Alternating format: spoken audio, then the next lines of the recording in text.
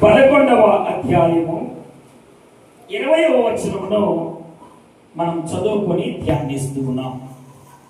అది రాయబడినటువంటి సంగతి ఏమిటంటే మంచిది, వారు అవిశ్వాసమును బట్టి విడిచివేయబడిరి, నీవైతే విశ్వాసమును బట్టి నిలిచి ఉన్నావు, గర్వింపక భయపడము. అంటే దేవుని జనాంగమా, ఈ మాట అపోస్తలుడైన పౌలు రోమా సంఘానికి చెబుతున్నాడు. ఎందుకు ఈ మాట చెప్తున్నాడు, ఎందుకు గర్వింపక మరి భయపడమని చెప్తున్నాడు అన్నటువంటి సంగతిని మనం గమనించినట్లయితే, ప్రేమైనటువంటి దేవుని బిడ్డలారా, ఇక్కడ ఉన్నటువంటి వీళ్ళు ఎవరి గురించి ఇది మాట్లాడబడుతుంది, దేని గురించి మాట్లాడబడుతుంది అంటే, ఆ కింద వచనాలలో మనం చదువుకున్నట్లయితే అద్భుతమైనటువంటి రీతిగా అక్కడ వివరణాత్మకంగా మాట్లాడుతున్నాడు. భయపడినటువంటి స్థితిలో ఉన్నటువంటి వారు, గర్వింపగా ఉండినటువంటి వారు, తొట్టిల్లినటువంటి వారు, దేవుని యొక్క చిత్తాన్ని అనుసరించినటువంటి వారు, పడిపోయినటువంటి అనుభవంలో ఉన్నటువంటి వారి కొరకు మాట్లాడుతున్నటువంటి మాటలు ఇవి. ఇది ఎవరు జరిగింది ఇలాగా అన్నటువంటి విషయాన్ని గమనించినట్లయితే, అబ్రహాము యొక్క సంతానము, ఇస్సాకు యొక్క సంతానము, యాకోబు యొక్క సంతానము, వీరు ప్రభువును ఎరిగినటువంటి వారు కొందరు, అవిధేయులైనటువంటి వారు, పడిపోయినటువంటి వారు చాలా మంది ఉన్నారు. హల్లెలూయా. ఐగుప్తు దేశంలో బానిసలుగా ఉన్నటువంటి వారిని పాలు తేనెలు ప్రవహించినటువంటి దేశానికి తీసుకెళ్లేదానికి తండ్రి అయినటువంటి దేవుడు వారి విశ్వాసమును బట్టి, వారి చేసిన ప్రార్థనను బట్టి మోషేను పంపించి విడిపించాడు. కానీ చాలా రోజులు వారు ఆ విశ్వాసమును కాపాడుకోలేకపోయారు. చాలా రోజులు ఆ విశ్వాసమును వారు కాపాడుకోలేకపోయారు. ఇప్పుడు 16వ వచనం నుంచి చదువుకొని ముందుకు సాగడానికి ప్రయత్నించేద్దాం. చదవండి మాటను. 16వ వచనం నుంచి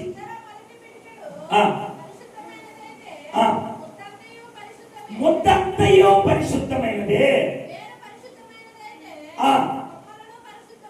వేరు పరిశుద్ధమైనదైతే కొమ్మలు కూడా పరిశుద్ధమైనటువంటివి. అయితే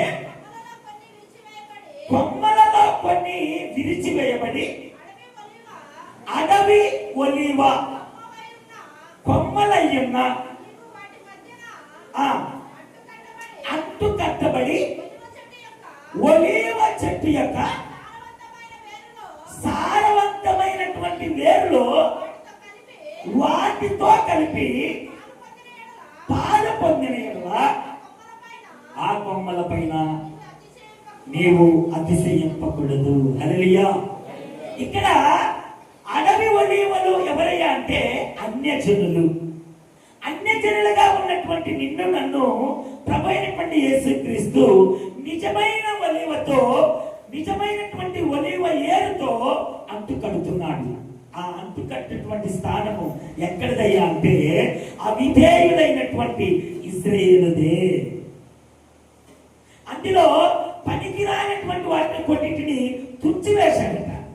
ఎందుకని తుంచేశాడు అంటే, యోహాను గారు రాసినటువంటి శుభవార్త 15వ అధ్యాయము 6-7 వచనాలను గమనించినట్లయితే అక్కడ స్పష్టంగా రాయబడింది, ఫలించు తీగ మరి ఎక్కువగా ఫలించడానికై అందులో పనికిరానటువంటి తీగలను ఆయన కత్తిరించి తీసివేస్తానని చెప్తున్నాడు.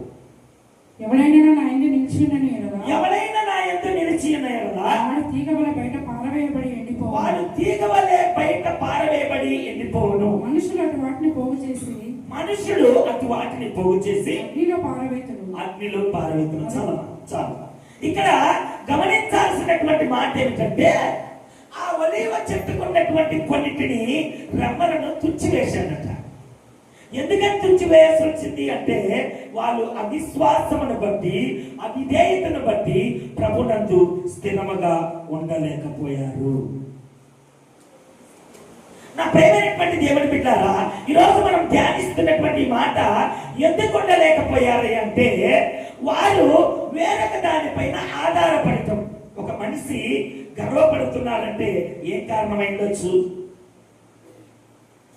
చదువు వలన, ఉద్యోగం వలన, డబ్బు వలన, ఇంకా ఆస్తి వలన, ఐశ్వర్యం వలన, అందం వలన, అధికారం వలన గర్వపడతాడు అనే పతనానికి ముందు గర్వం నడుస్తుందని వాక్యం చెప్తుంది. పతనానికి ముందు ఏం నడుస్తుందట? పతనానికి ముందు ఏం నడుస్తుంది? గర్వం నడుస్తుంది. అయితే ఈ ఇశ్రాయేలు ప్రజలు అన్నటువంటి వారు ఎందుకు గర్వపడేటువంటి పరిస్థితిలో వస్తున్నారు అంటే అవిధేయత వలన. దేని వలన? అవిధేయత వలన గర్వపడేటువంటి స్థితిలోనికి వస్తున్నారు.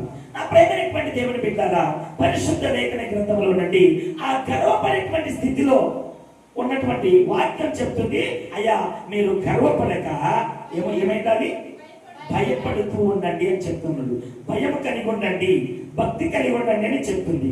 ఇది ఈ సంఘానికి ఎందుకు చెప్పాల్సినటువంటి అవసరం వచ్చిందంటే 20వ వచనం కింద రాయబడింది, ఇది ఒక మర్మయుక్తమైనటువంటి మాట అని మాట్లాడుతున్నారు. సంఘానికి ఎందుకని చెప్తున్నారు ఈ మాట అంటే, మీరు అవిధేయులు కాకుండా తండ్రి అయినటువంటి దేవుడు అవిధేయతమైనటువంటి, గర్వపడుతున్నటువంటి, విధేయత చూపలేనటువంటి, ఇంకా విశ్వాసం లేనటువంటి స్థితిలో ఆ ఒలీవ చెట్టుకు ఉన్నటువంటి ఆ రెమ్మలను తెచ్చినట్లుగా అధికారం కలిగినటువంటి దేవుడు అడవి కొమ్మలుగా ఉన్నటువంటి ఒలీవ చెట్టు వల్ల ఉన్నటువంటి నిన్ను తీసుకొని వచ్చి మేలైనటువంటి దానికి అంటు కట్టాడు. సహోదరులారా, మీ దృష్టికి మీరే బుద్ధిమంతుమని అనుకొనవద్దు. చాలా బాగుంటుంది. మీకు మీరే బుద్ధిమంతులమని అనుకొనవద్దు. ఇప్పుడు ఆ ఒలీవ చెట్టు ఎవరు అన్నటువంటి విషయాన్ని గమనించినట్లే నా ప్రేమైనటువంటి దేవుని బిడ్డలారా, అబ్రహాము యొక్క సంతతి. అందులో మనల్ని పాలుభాగస్తులుగా చేస్తున్నారంటే మనకి ఎలాగ పాలు, అది ఎలాగ మనకు పాలు వచ్చింది, ఎలాగ మనం అంటు కట్టబడుతున్నామంటే ప్రభు అయినటువంటి యేసుక్రీస్తు ద్వారా. ప్రభు అయిన యేసుక్రీస్తు ద్వారా మనం అబ్రహాము యొక్క సంతానముగా మార్చబడుతున్నాం.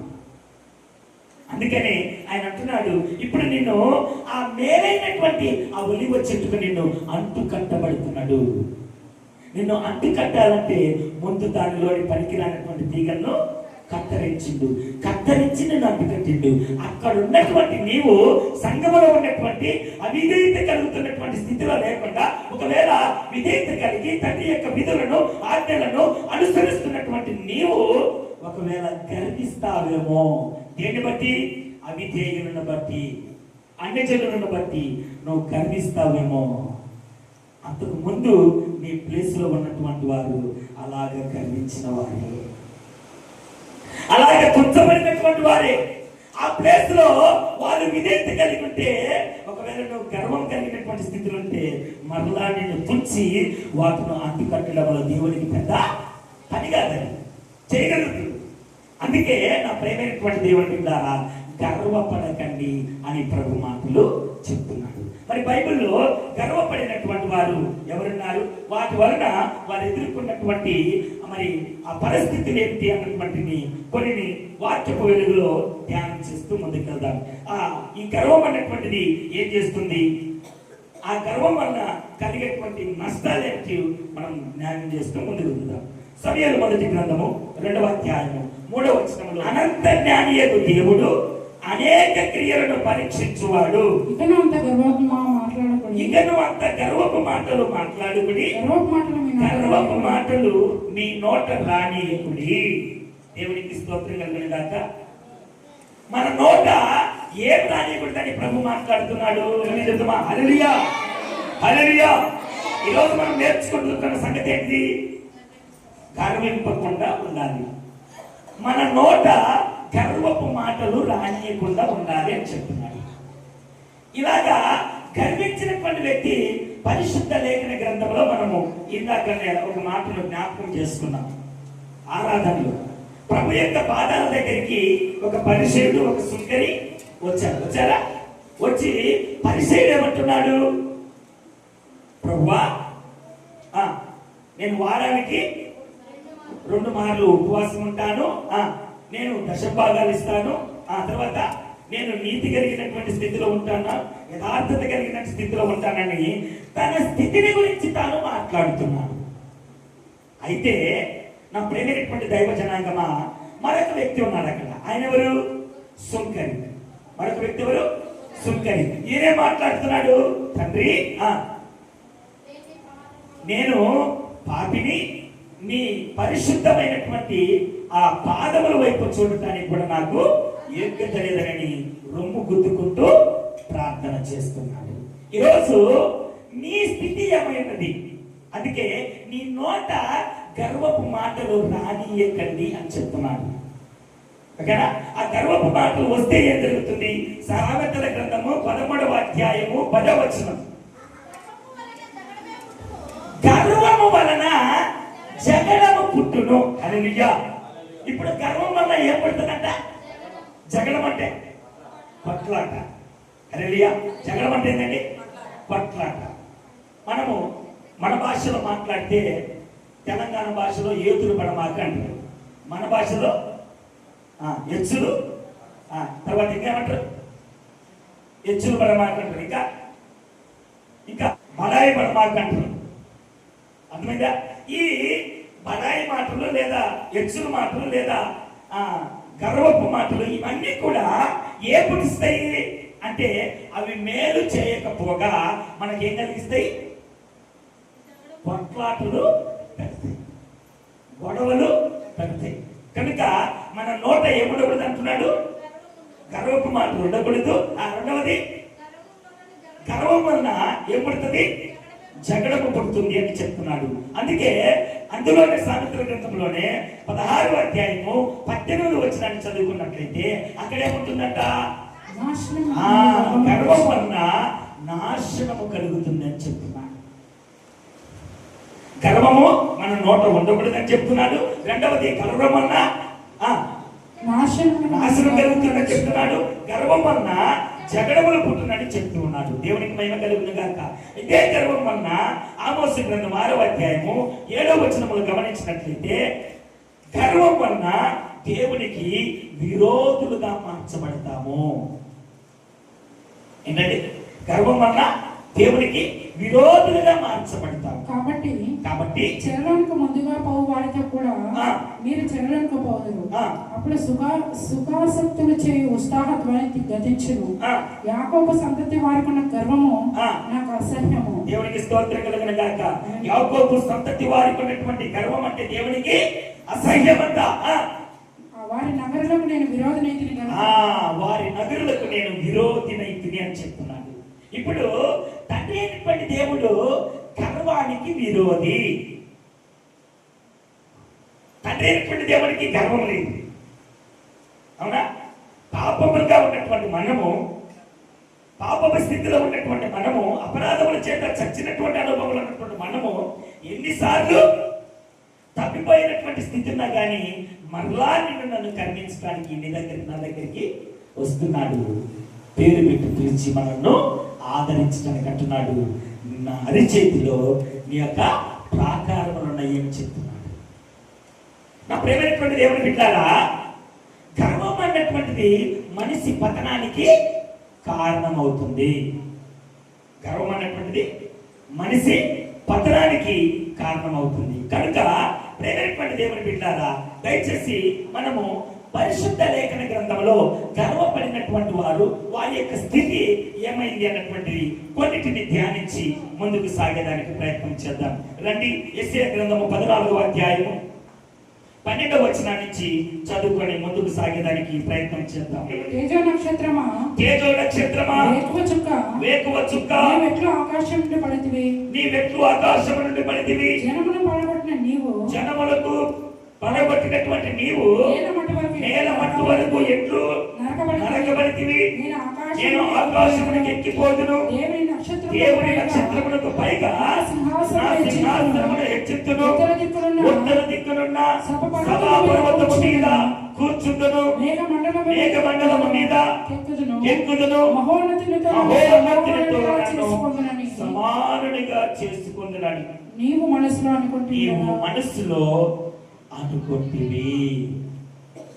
ఇక్కడ ఎవరు ఈ మాటలు మాట్లాడుకుంటూ గర్వపడుతున్నది ఎవరు అంటే దేవుని కంటే హెచ్చైనటువంటి స్థితిలో నా సింహాసనం ఉండాలి అని, తర్వాత ఉత్తరమున ఉన్నటువంటి సభా పర్వతము మీద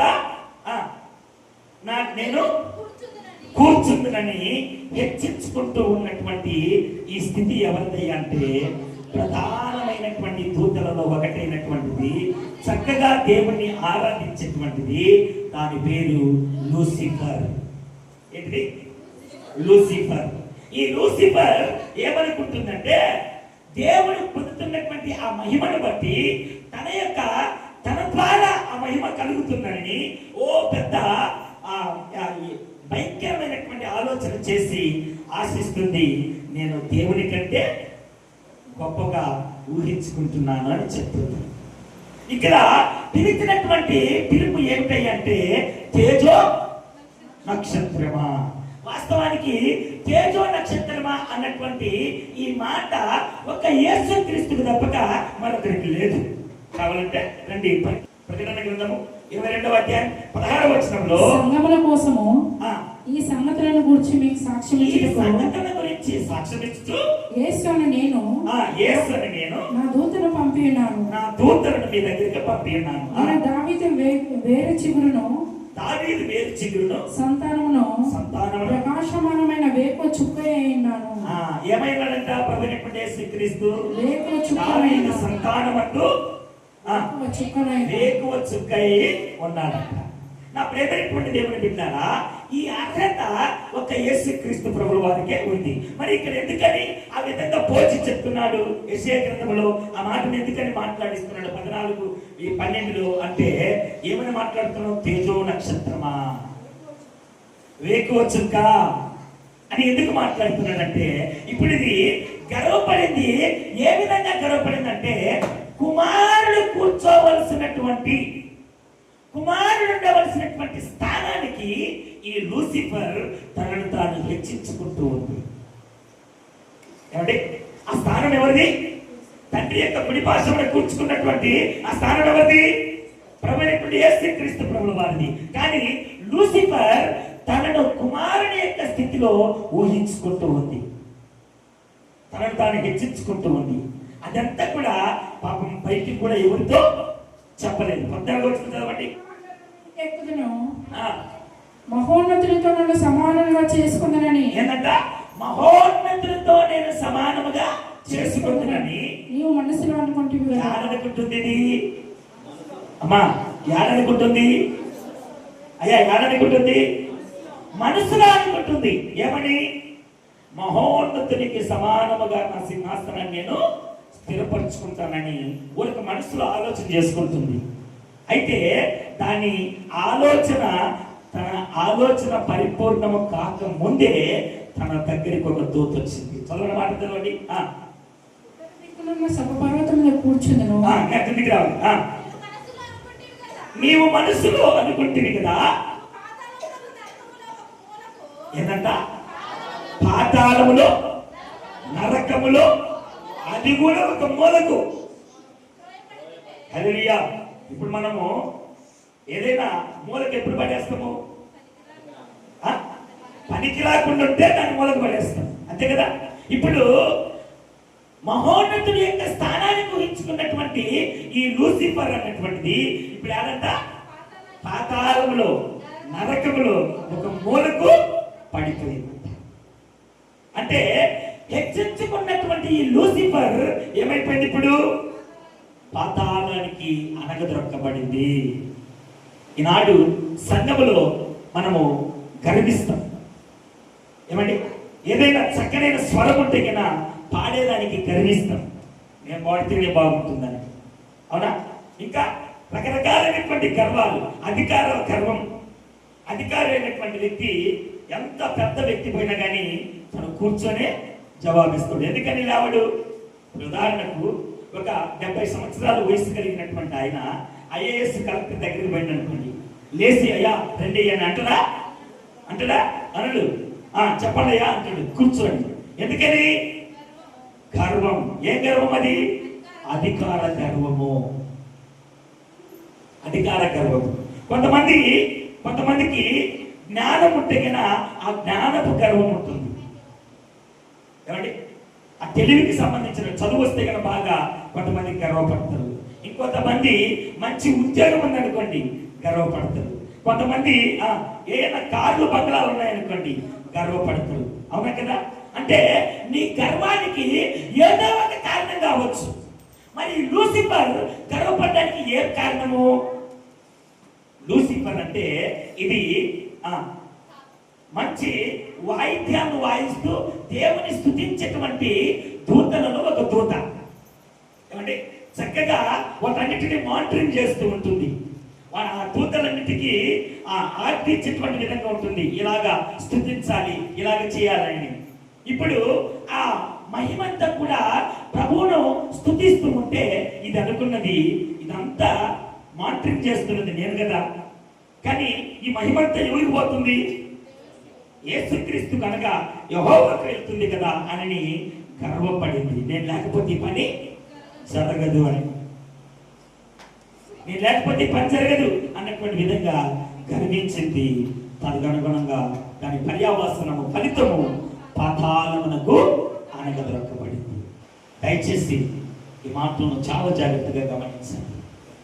రండి, చివరిగా యోహాను గారు రాసిన సువార్త 13వ అధ్యాయం 5వ వచనం నుంచి తగిన వచనం చదవండి. ముగింపు పెట్టండి. నీళ్లు పోసి శిశువుల పాదములు కడుగుటకు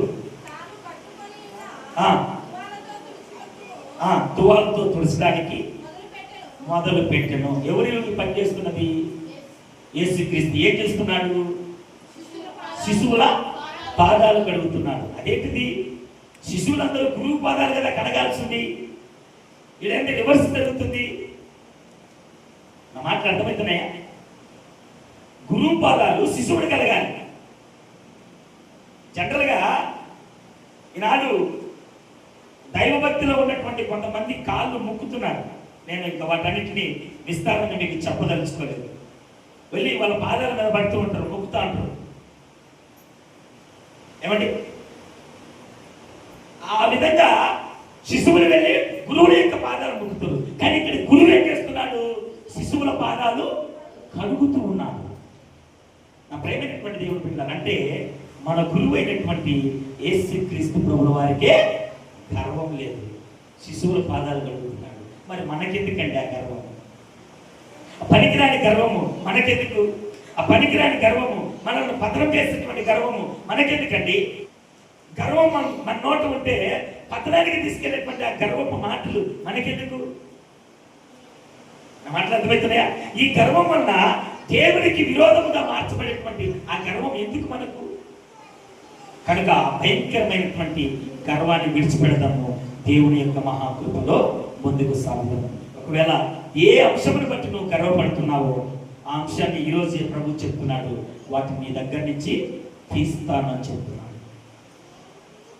కనుక భయం కలిగి భక్తి కలిగి ప్రభునందు ముందుకు సాగేటువంటి కృపలో ఉండాలని మీలో ఒకరిగా కోరుకుంటూ ముందుకు సాగుతూ ఉన్నాను. దేవునికి మహిమ కలుగును గాక.